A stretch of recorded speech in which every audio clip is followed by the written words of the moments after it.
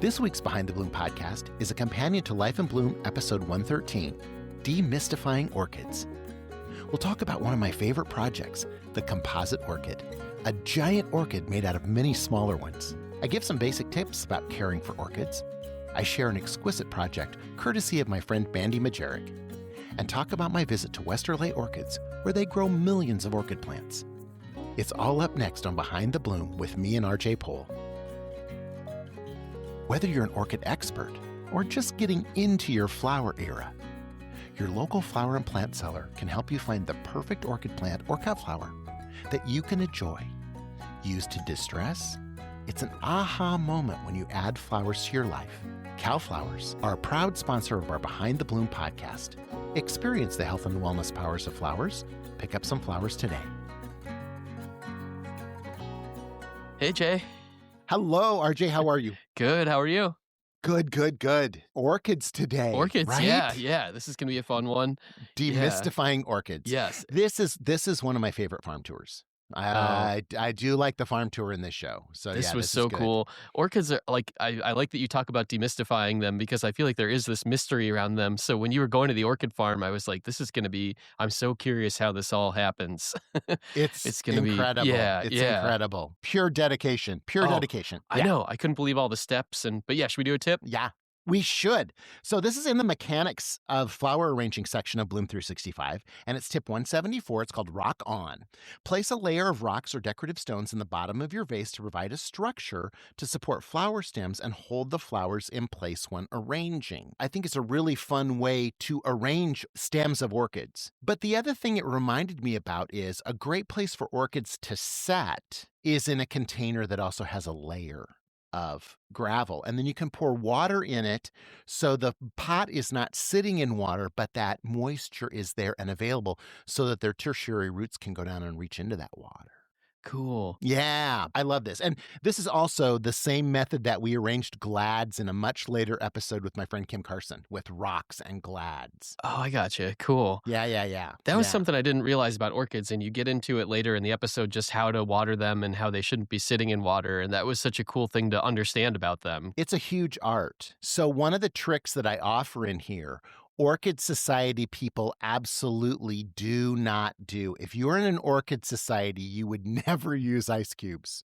Oh, okay. They are very adamant about that. And they're like, well, that's a very amateur trick and you should know better. And it's about the temperature of the ice. We'll get to that in a minute. But I just think it's interesting too that orchid people who are really good orchid growers are amazing. They're very much akin to bonsai people. Oh, they're okay. very focused and they're very deliberate about what they do. And I am that grocery store orchid guy. I have never, ever successfully gotten an orchid to rebloom again. I will have them for a couple of weeks and they'll look great and then, nah. And I've tried putting them outside and I've tried all sorts of things. All hail the Orchid Society people because they are incredible. Oh, they're incredible. Yeah. And there are some amazing orchid gardens or botanical gardens all around the country where you can go see orchids and see orchids of so many different kinds and fragrant ones that smell like chocolate. Oh. It's crazy. Orchids are a big deal. I go every year to the Chicago Botanic Garden, does their orchid show. Right, it's like an annual thing, right. And it is the best time to go every year, and they have a different theme every year, and it's so incredible. And one year they did it was like they had these giant magnifying glasses, so they were like these 2 to 3 feet tall panes of glass that they'd put in front of the orchid, and it just made it as big as your head. So you'd go look at this thing in real time, and then you'd put the magnifying glass and it would just expand. It was so cool. Wow. Yeah. And every year they do something different, and that was definitely like my favorite. I was like, because you really got to see these things, and it's the actual orchid. When is it? It's usually in the spring. I'll look up and let you know when it is. Yeah. We should come down and go together. Yeah, that would be great. Oh, that'd be awesome. Oh, that would be really fun. I would love it. I'm just always fascinated. Yeah. Because I just think that it's an art. It is an art. They're incredible. Just so many different kinds of orchids. Yeah. Also, at the Botanic Garden, there's because they do these kind of elaborate sets, like they have, one year was like Under the Big Top, and it was circus themed, and they build all these different props. Oh, wow. And the company that builds the props also does commercial sets. And so this company I've worked with, like doing sets for commercials that we've shot, Oh, and then okay, sure. they also work with the Botanic Garden and build these different things. So every year Oh, I go see, wow. and it's like this art installation where they deliver all these things. So it's a Oh my total gosh. production, and it's always worth going to see. So Now, is this adjacent to the flower show, the Chicago Flower Show, or no? it's different. Yeah, It's yeah. different. Okay. Because that's like in March or something, right? Because Um, there's the flower show. I've been to that before, but I don't okay. recall when it is. Okay. But, and our botanical garden here, the Frederik Meijer Garden and Sculpture Park, they have an orchid event. They Oh, also have a okay. bonsai event. They have a dahlia event. They have a chrysanthemum event. So they have a lot of things like that too. And again, if there's something like that in your area, you should go because Yeah. it just opens your eyes to what people can do with plants. Right, right. And it's just so much fun. All right. Well, sorry to go off on a tangent. No, no, no, that's awesome. The orchid wreath. Yes, this was so cool. Okay.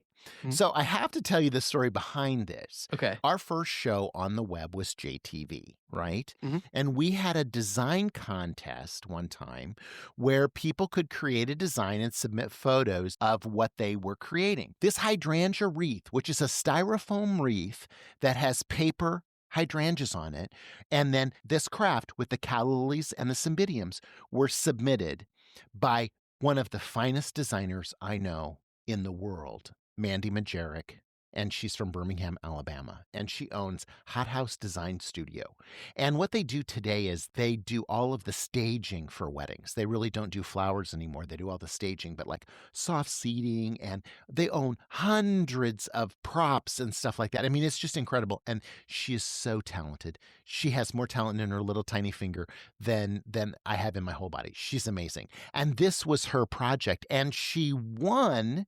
And then she came on our show to recreate it for everybody. So I will put that in the link below so that you can go back and see the originator of this project. Cool. But she tinted then the hydrangeas with the Design Master paint to give it hot spots to make it look more like a real hydrangea.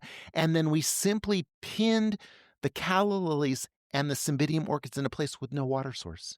And the thing lasts for like a week and a half. Wow. Because all of those flowers have such a high water supply inside them that they're not going to dry out. It was crazy. It's lovely. I mean, it's just a precious, precious project. Yeah, I loved it. It was one of my favorite ones. It was so cool. All the different pieces. I feel like there were so many different things going on there. And I love that you could see the stems on the flower, the way that it was circled around. It was really, really well done. I liked it a lot. I don't want to take any credit for this, but I am fascinated by her brain that she came up with this idea.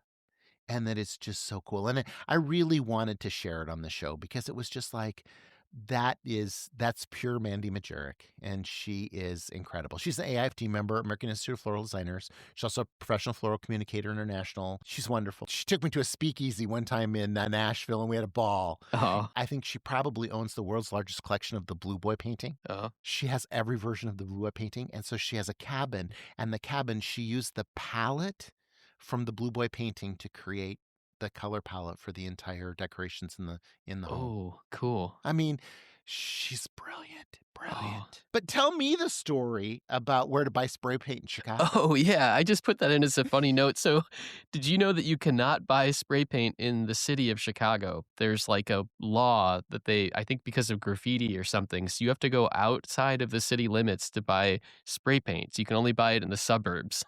And so, there's lots of times where Really? there's lots of times where I'm working on a commercial and we need to buy spray paint and we have to send a PA to go outside of the city. You can't go to even like a Home Depot in the city to buy spray paint. It's such a wild law. How interesting. Yeah. And I'm sure if somebody wants to do graffiti, they can just drive across the border. Like, what is this law really doing? Right. You know? Or I wonder can you have it shipped to your home? Because you can buy so much of it on Amazon and stuff like that now, or buy it online. Now, what's interesting to me though is when you mention graffiti, because I feel like I've always wanted to do an episode about graffiti. Oh, because that would be so cool. When the trains come to town, there's a train track right by our house, and so we're frequently sitting there, and I'm just fascinated by the graffiti on the trains. Yeah, because that's an art too. I mean, I'm just Yeah, there's that yeah. somebody did that out in the cold somewhere with a can of spray paint. It is interesting in Montreal too. There is amazing street graffiti in Montreal that people Oh, have done with spray paint too. That's incredible. But I mean, I just think that that's so interesting. So yeah, yeah. that brought up something that completely diverges off into another direction, but Yeah. I did not know that. So I'm very curious. There are many wholesale florists in the city of Chicago. Oh, Can yeah. you go there and get Oh, that's a good question. spray paint? I don't think so. I think you would have to go outside, but maybe they do have it. Interesting. Maybe that's a new source, Jay, I'm and I gonna can have to try ask them out. Red. Yeah. I'm gonna have to ask Red Kennecott because that's where Okay. Kennecotts are based in Chicago. But Oh, I don't, yeah. I don't know if they're in a suburb. Maybe they're in a suburb. I don't Oh, know. yeah. Yeah. But it's like, oh, how do you get spray paint? Yeah. Oh, that's a whole new thing. I love that. Okay. Visiting Westerlay Orchids then. The way I found out about Westerlay Orchids used to be a rose company. They used to grow roses, right? It's a Dutch family. Mr. Westerlay came to the United States. He settled in Carpinteria, California. He started this rose company. Well, then they started to do orchids. My friend Jos Boongaards, who owns Florabundance, told me about them and helped me line up this farm tour with Tuan. And Tuan is Mr. Westerlay. He's second generation. Okay. Maybe third. I can't remember, but I think second. He does this. Tuan is such an intelligent flower farmer, and it was almost like, it's like a huge thing for me because, like, when you're talking to somebody who's like way smarter than you are, and I was just like fascinated. I was mesmerized because taking this as a clone and taking this orchid for a 2 to 4 year journey to get to a blooming orchid. Yeah. And knowing that it's all temperature sensitive and humidity sensitive, and that one erroneous fluctuation can stop that process and you have to start over. It's It's like, terrifying. it is. And, and I was like, he had like a cell phone, but then he had like 9 or 10 beepers on him. And I was Oh. like, what is all this? And he's like, oh, that's in case there's a temperature fluctuation. And we know right where it is. And we can go right to it and we can fix it right away. And I was just Oh. like, oh my God. It's wild. Tuan does not age. Tuan is 25 and he probably will stay 25 until he dies. I just saw a picture of him the other day. I saw his Christmas picture the other day and I just thought, he's not getting any older. Just looks exactly the same. And his wife's beautiful and his kids are good looking and they're the nicest people. And we've been there on tours many times. Where is the farm? It's in Carpinteria, California. And Carpinteria is the epicenter of flower production in the United States. Okay. 60% of all cut flowers and plants come from Carpinteria, which is right outside of Santa Barbara. Okay, so it's right there by Los Angeles, kind of in that area. Vista's Vista's not there. Ventura. Ventura County, not Vista, Ventura County. That's where they're located. They have open houses. They just finished having an open house where the public was welcome to come in and look at their orchids. Cool. Oh, that would be so much They fun. have a store that is open to the general public. So you can come in and buy an orchid whenever you want.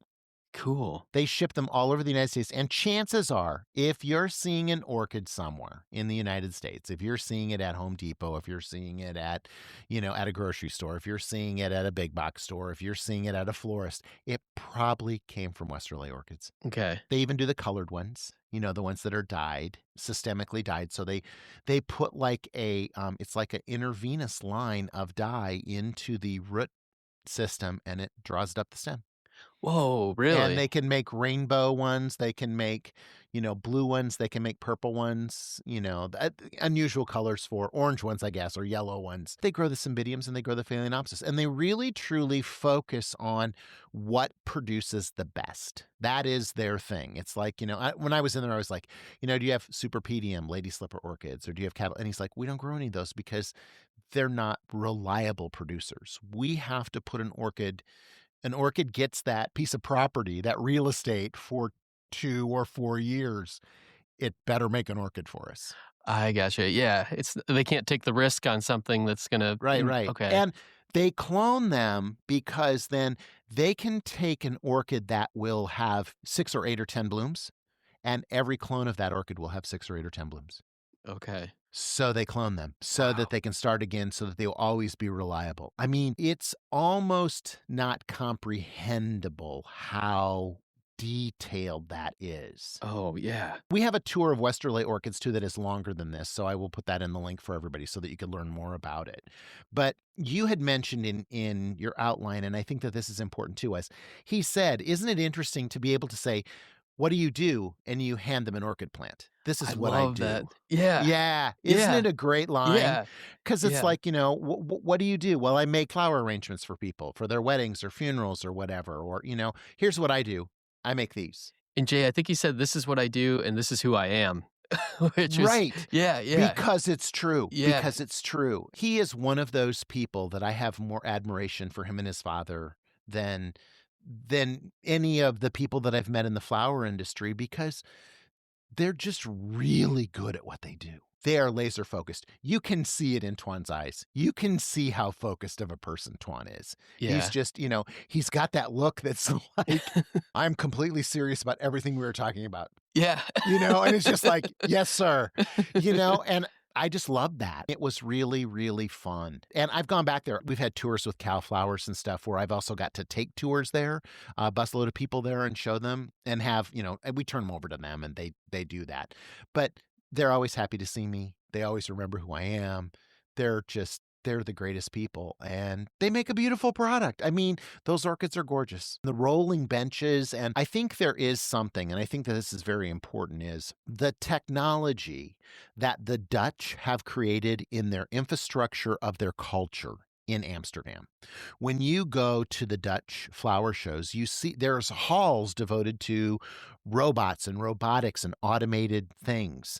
And all of these things that they have chosen to use ingenuity to create an easier path to get to a great product. They implement it. They're no different at Westerlay. They have these rolling benches and they can move things, and they can move hundreds of thousands of orchids without picking them up. That blows my mind. That was, It's just the whole bench moves into a new house. Yeah. And it's like, and there's these conveyor belts and it's just like, and one person can move, 500 orchids. Wow. 25 feet, just by pushing this little hydraulic system. And we're just going to move these over here. We're going to put them over here. It's just like, oh my God. Wow. Yeah. And I don't know for sure, but I believe he lives next door. Because I was like, what do you do when the alarm goes off? And he goes, I'm here. Oh. When that alarm goes off, I'm here. I have to be here because we have to fix it now. Wow. And I'm just like, okay. Yeah, that's and dedication. It's very interesting. I tell the story about my sisters. When we were a little kid, my mom and dad had a frost spell in the house. And the frost spell would tell us if the greenhouse dropped below 34 degrees. And when we had poinsettias in there, it was extremely important. And it was set for like 60 degrees, because if poinsettias at that point in time got below 60, they'd drop every leaf. Okay. So I mean, my sister was on the telephone, because the telephone was also in my mom's bedroom. She was talking to a friend. The frost bell went off. She unplugged it out of the wall and laid it on the bed, continued the discussion with her friends, and then forgot to tell my mom and dad. Oh, no. And it killed the entire crop of poinsettias. Oh, gosh. And so there's a very, very graphic example. So I know what it's like to, okay, when an alarm goes off, you have to do something now. Right. Yeah. And so that's important. If you are in Carpinteria, the exit for Carpinteria is Santa Claus Boulevard. Oh, really? Yeah. Here, turn at Santa Claus Boulevard, and you can see their sign from the Santa Claus Boulevard exit. Oh, cool. You can see, and you can Orchids. just go in. It's open to the public. You can go. They have a store that's open to the public every day of the week. That's so cool. It's crazy, and you can buy an orchid. Yeah, or 10. Go buy 10. Yeah, I mean, I don't know. I don't know if you'll see Tuan, but the people who work there are fabulous people, and they're all wonderful, and they all know orchids. I mean, that's all they do. They just grow orchids. Thousands and thousands and thousands. Probably millions. Millions? I don't know. I mean, it's probably millions. It would have to be, I would think. And they take up a lot less. I mean, we saw 1 million at our filming our Christmas show that's coming up for 2027. We saw 1 million Christmas wreaths. That 1 million orchids so takes cool. up a lot less. a lot less than real a estate. Yeah. So I'm sure there's millions. Yeah. Tuan will correct me if I'm wrong, but yeah. But it's worth it. And watch the extra show that we have on here that was a visit to them, and it takes you from the very beginning to the very end. Oh, cool. How long it takes, and he walks me through that entire process.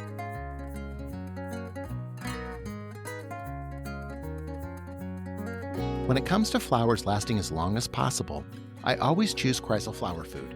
Flowers benefit from food and keeping the water clean. In my experience, Chrysal flower food does the best job. It's formulated by scientists. My favorite product is Chrysal Professional 3. Chrysal flower food products are available at their website, chrysalflowerfood.com. That's CHRYSAL flowerfood.com. And be sure to use our discount code, UBloom10, for 10% off your purchase.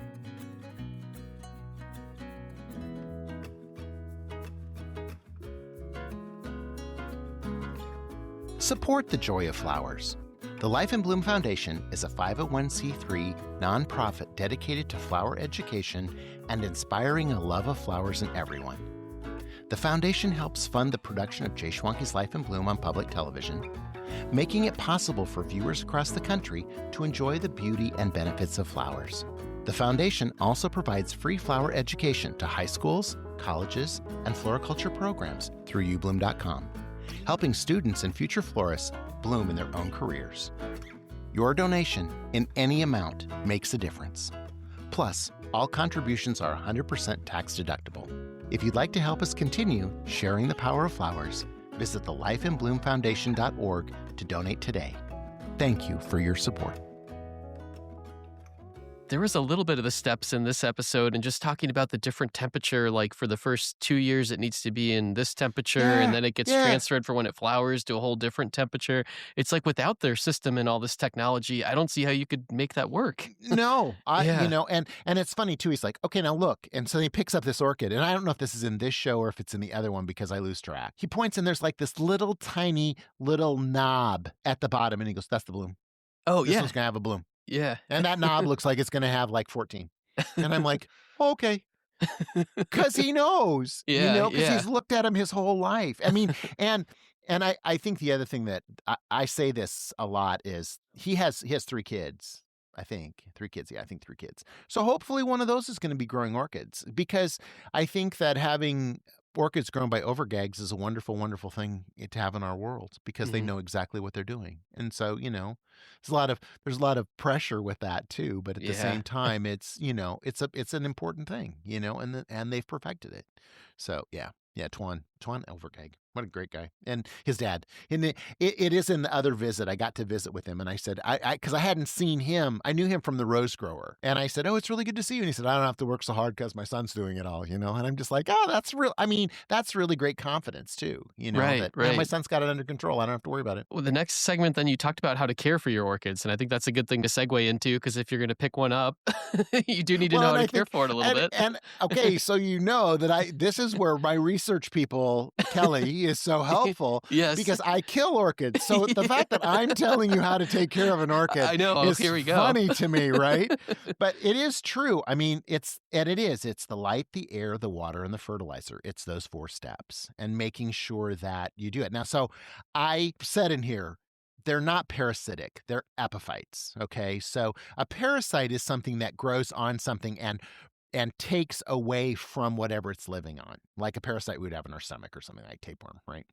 So they are not like that. They're an epiphyte, which means they simply use it as structure to live on. So they live on something, but they don't take anything from it.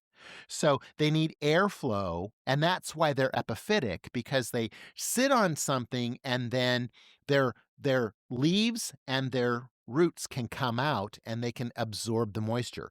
My friend Pat is no longer with us, but one of my best friends in the whole world. He had a tree he lived in Orlando, and every orchid that they ever would get, he would just stick it in the tree when he was done. Cool. And hang it in the tree or hang it from a coat hanger in the tree. And they would do well because they just were out in the humidity and the airflow, and they'd all bloom at the same time. So I think that, it's probably a lot easier to grow an orchid in Florida than it is for us to grow it in Chicago or Grand Rapids, because we don't have that type of weather all year long. Mm-hmm. My friend Willie Armelini, who is in the flower industry too, he always says current situation, and then he'll post a picture. When all of his orchids go into bloom, he's like, current situation, because they all bloom at the same time because he lives in Orlando. So maybe that's a thing about Orlando. I don't know. I mean, but I think that's important. They do need lots of water, but they can't sit in water. And they need to be growing in a medium that is like wood chips, so that they're not packed into tight dirt because the roots will rot. Okay. And so if you're looking at your roots and your roots are green, they're healthy. But if they're brown or black, they're not healthy and they're going to die. And then the ice chips on top of the soil. Okay, so that's a tip that was given to me by a lady who was in Better Homes and Gardens one time when I went to see her place in Portland, Oregon. She had all these, and she said, I just put ice chips on top of them all, and then that water flows through and melts slowly. Well, orchid people will tell you that the ice chips, the temperature that comes with that is could be detrimental to the root system. Oh, okay. So don't do the ice then. So it's a great fix, and I have people who swear by it. Okay. But they're not typically orchid pros. I gotcha. So it could be a quick fix for somebody, Mm-hmm. I mean, it's kind of one of those things. Mm-hmm. It could be a quick fix for somebody, but I don't know if it's... It could be a risk at the same time. It could be a risk at the same time. Exactly. Okay. Yeah. Okay. So, yeah.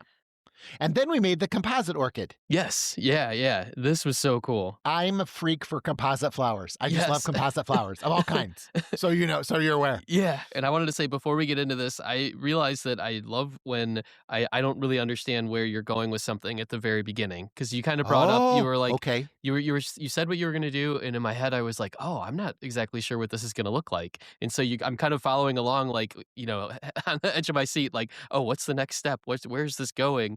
And it's kind of like solving a puzzle a little bit, where I'm like, oh, and then you get to the end and it's like the big grand finale is like seeing it completed. So I don't know, a lot of stuff that you do, you explained at the beginning and I can picture it. But this was one where I was like, oh, how is this going to look? And it was such a treat to get to the end. So I just wanted to call that out. I love a composite flower. And I love this method of building it on a cardboard structure using the Oasis glue, which you can also use rubber cement. So, I mean, that's something that's accessible and has a little brush in it, and it makes it much easier to use, and that's great. But in the industry, we use floral adhesive that is made by Oasis. And so you can get it at oasisfloralproducts.com. I could put a link in the thing, but you can also use rubber cement. But I have made composite roses. I've made composite glamelias, which is made of gladiolas. I've made them of alstroemeria. I've made them of gardenias before. Composite gardenia is probably the most beautiful thing in the whole world. I just love a composite gardenia. And gardenias are really hard to get a hold of anymore because the main grower of gardenias kind of sold their entire production to one company, and that only that one company gets those now. And so it's hard for people to get them. But neither here nor there. But this one is with the Cymbidium orchids, and it turned out lovely, and it was beautiful. And the only thing I wouldn't do was I used the calathea foliage on the back, and calathea foliage isn't the best foliage in the world to use as a back pinning. If I would have used ivy or Galix leaves, that would have been better, because the calathea wants to roll up after about 10 or 12 hours. So that was just kind of something that I noticed in post with that. I do love a composite orchid. I mean, it's just, it's creating a flower out of another flower. And it used to be all wired and taped. Okay. And so in the old days, my grandfather would wire and tape these. So you would wire each petal individually and then combine them like a corsage almost, Yeah. So I really perfected the gluing technique. And I even had a friend, Talmadge McLaurin, one time, who worked for Florist Review at the time and now works for Nature's Flowers. He said, it's still prettier when you do it hand wired. And I said, I disagree. And I said, contest. You make one, I'll make one. We'll see who's prettier. And we were at a show, and I said, we'll ask the audience what they think. So he made a high and tired one. I made another one, and the audience voted mine was prettier. Oh. Just saying. Yeah, the people have spoken. Sometimes just because something's harder doesn't mean it's better. Mm-hmm. And I think that's making a composite flower is easier to make with glue, and it's better for the flower. And it's like gluing a corsage is really better for the flowers than hand wiring and taping. And there's just things that we don't do anymore. We don't wire roses anymore because we don't need to, because we have flower nutrients. The nutrients that Chrysal, the Rose Pro, that Chrysal flower food makes is super important. And, they even make an orchid food. Chrysal makes an orchid food that comes in a little dropper, and it's the best. And you can buy it at their website, chrysalflowerfood.com. It's a great way to feed your orchids, because when we're talking about light, air, water, fertilizer, that fertilizer is important. It's going to make and going to be helpful in getting that flower to bloom again. That's probably one of the things that I don't do. I don't use a lot of fertilizers at home, and I probably should, and my plants would probably look better. My orchids would probably bloom if I used fertilizers. So those things are out there. But I think that, there's just been things that are developed that make it better. So we don't have to wire roses anymore. We don't have to do any of that stuff because we've improved the technology. We've improved the pieces and parts that we have. So I think it works well. It was fun to make that composite orchid. Well, I think we're getting kind of close on time, Jay. Was there anything else? There was a few more things that were. Talk about the bath soak? I do. I would love to. That was just like a craft. We were like, okay, we're going to do bath salts, and I was just like, all right. And so there's an orchid fragrance, which is so funny to me that we used in this, because orchids don't have a fragrance. They don't. Orchids. Oh, there's the one that smells like chocolate. Chocolate. Okay, there is one. Yeah, because vanilla is an orchid. Okay. The vanilla plant is an orchid, and so when you scrape out that pod has that fragrance inside. So you can get orchids that smell like chocolate or vanilla. And interestingly enough, the chocolate orchid they claim smells like chocolate really smells like vanilla, but because it's brown in color, people think it smells like chocolate. So I think it just kind of fools your brain a little bit. But yeah, okay. So we did that as a thing, and that that's my bathtub. That's my bathtub. So I think that soaking in a tub is really therapeutic. I mean, that's the other thing. The reason I wanted to bring this up: soaking in salt water, soaking in Epsom salt, or soaking, in those types of things. Magnesium is really good for you because it helps reset your body. It's something that I do. And I know we have a show coming up about rituals. Yes. Yeah. And one of my rituals is to take a soak. Oh, there we go. And it's beneficial. Ms. Margot tells me as a psychic that it gets the debris of your spirit world off of you and cleanses you. And I think it's true. I can tell the difference once I've soaked. I don't feel as heavy in my mind and soul after I've soaked. And I think that it's part of the salts and the magnesium and the Epsom salts that we have and all that kind of stuff. And I love lavender for relaxation too in that manner. Oh, but yeah. I mean, and that was kind of the reason that we brought this as a project, to just get people to think about it. And I think it was a good craft and a good way to get you there. So, and it was a lot easier than I would. I was surprised just kind of mixing those things together. Like I was like, oh, this is just using an essential oil. So like if you Mhm. like peppermint, or if you like, whatever essence you like, go ahead and use that. I think that's a good way to get there. Mhm. So, I think it's a fun way to do that. There's just something, again, I think, giving a foreshadowing to our thing about rituals, taking the time to do something is super helpful. It's kind of like the project here. It takes a little time to make the composite orchid. It takes a little bit of time to do the wreath that we did. It takes a little bit of time to care for an orchid. Taking time to do something is super helpful because it makes us slow down, and we're not as frantic anymore. So I think that that's helpful. Love that. Yeah. All right. Should All we right. close it out Thanks. then? All Thanks, right. my friend. I Yeah, appreciate thanks, it. Jay. All right. Yeah, we'll talk rituals next week. All right. Sounds good. Yeah. Thank yeah. you. Okay. Bye. Thanks for joining us this week on Behind the Bloom podcast with Jay Schwanke and RJ Pohl. If you loved what you heard, be sure to follow or subscribe so you never miss an episode. And share it with a friend to help us spread the joy, one bloom at a time. Thank you for taking the time to slow down with us. And hopefully you left feeling a little lighter and inspired to try something new. Make sure to join us next week for a brand new episode. Thanks for being here with us, Behind the Bloom. Hey, just one more thing. If you love flowers, you've got to check out ubloom.com. It's the online home of Jay Schwanke's Life in Bloom, where you can stream every episode for free. Plus, you'll find behind the bloom videos, my blog, show recipes, and so much more. There's also a massive video archive, over 1,800 how-to videos, flower farm documentaries, and even my very first series, JTV. All Life in Bloom episodes, exclusive web content, and farm documentaries are totally free. Just sign up with your email. And if you're ready to dive deeper, there's a paid subscription option that unlocks the full library of how-to videos. Everything from creating bridal bouquets to centerpieces, corsages, and more. Tons of content to explore. You're gonna love it.